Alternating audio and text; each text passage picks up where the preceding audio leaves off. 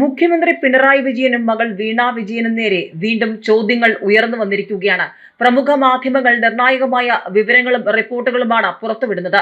കേന്ദ്ര ഉത്തരവിന്റെ ലംഘനം. CMRLന്റെ ഖനന ഉത്തരവ് സർക്കാർ റദ്ദാക്കിയത് 2 മാസത്തിന് മുൻപ്, അതും കുരുക്ക് മുറുകിയതിന് ശേഷമെന്നുള്ള റിപ്പോർട്ടുകൾ ചർച്ചയാവുകയാണ്. അതായത് CMRLനുള്ള ഖനനാനുമതി റദ്ദാക്കിയത് മാസപ്പടി ആരോപണത്തിന് ശേഷം വൈകിച്ചത് 5 വർഷം. CMRLനുള്ള ഖനന അനുമതി റദ്ദാക്കിയത് മാസപ്പടി വിവാദത്തിന് ശേഷം മാത്രം ഉത്തരവിറക്കിയത് 2023 ഡിസംബർ 18-ന്. PVക്കും മകൾക്കും കോടാനുകോടി ലഭിച്ചു. മാസപ്പടിക്ക് വേണ്ടിയാണ് ഖനനാനുമതി റദ്ദാക്കാതിരുന്നതെന്ന് മാത്യു കുഴൽനാടൻ ആരോപിച്ചിരിക്കുകയാണ്. CMRLനുള്ള ഖനന അനുമതി റദ്ദാക്കിയത് മാസപ്പടി വിവാദത്തിന് ശേഷം മാത്രം. ഉത്തരവിറക്കിയത് 2023 ഡിസംബർ 18-ന്. 2019-ലെ കേന്ദ്ര നിയമപ്രകാരം തന്നെ കരാർ റദ്ദാക്കാമായിരുന്നു. ആറ്റമിക് ധാതു ഖനനം പൊതുമേഖലയിൽ മാത്രമാക്കിയായിരുന്നു കേന്ദ്ര നിയമം. കാര്യങ്ങൾക്ക് കൂടുതൽ ക്ലാരിറ്റി വരുന്നുവെന്ന് മാത്യു കുഴൽനാടൻ പ്രതികരിച്ചു. 2016-ൽ സുപ്രീം കോടതി വിധി പ്രകാരം സംസ്ഥാന സർക്കാരിന് കരിമണൽ ശേഖരിക്കുന്ന സ്ഥലം ഏറ്റെടുക്കാമായിരുന്നു. ഏറ്റെടുക്കാത്തത് മാസപ്പടിക്ക് വേണ്ടിയായിരുന്നു. 2019-ൽ എല്ലാ സ്വകാര്യ ഖനന കരാറുകളും റദ്ദാക്കാനുള്ള കേന്ദ്ര നിർദ്ദേശം വന്നു. എന്നാൽ മുഖ്യമന്ത്രി വീണ്ടും അന്ന് നിലനിർത്തുകയായിരുന്നു. എന്തുകൊണ്ട് റദ്ദാക്കിയില്ലെന്ന ചോദ്യത്തിന് മന്ത്രി P. രാജീവ് ഇതുവരെ മറുപടി നൽകിയിട്ടില്ല.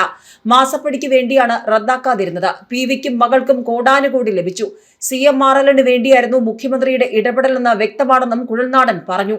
CMRLനുള്ള കരിമണൽ ഖനനാനുമതി റദ്ദാക്കിയത് മാസപ്പടി ആരോപണവുമായി ബന്ധപ്പെട്ട വിവാദത്തിന് ശേഷമെന്നുള്ള റിപ്പോർട്ടുകൾ CPMന് വലിയ ചോദ്യമായി മാറും.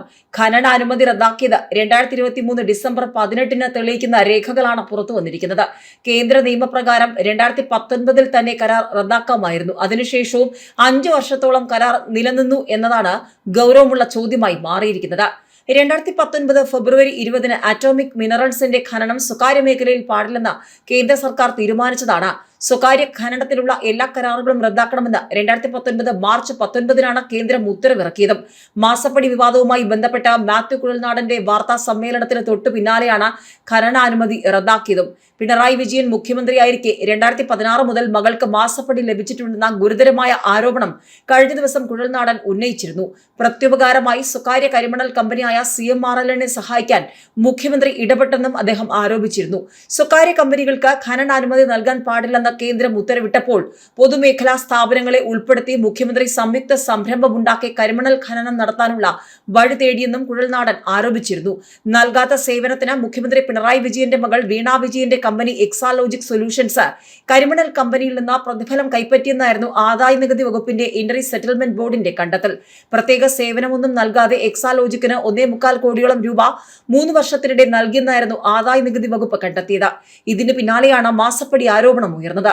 വീണയ്ക്ക് പ്രതിമാസം 8 ലക്ഷം രൂപയാണ് മാസപ്പടി ലഭിച്ചത് എന്നായിരുന്നു മാത്യു കുഴൽനാടന്റെ ആരോപണം.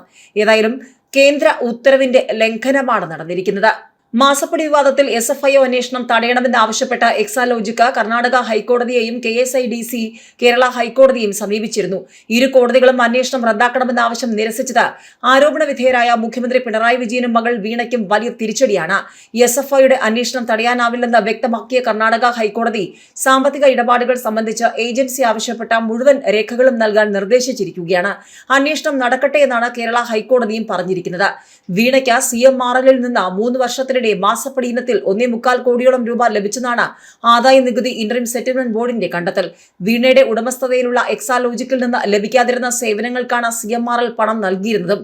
CMRL വീണയ്ക്ക് 55 ലക്ഷം രൂപയും എക്സാലോജിക്കിന് 1.25 കോടിയിലധികം രൂപയുമാണ് മാസപ്പടിയായി നൽകിയതെന്നാണ് ആക്ഷേപം.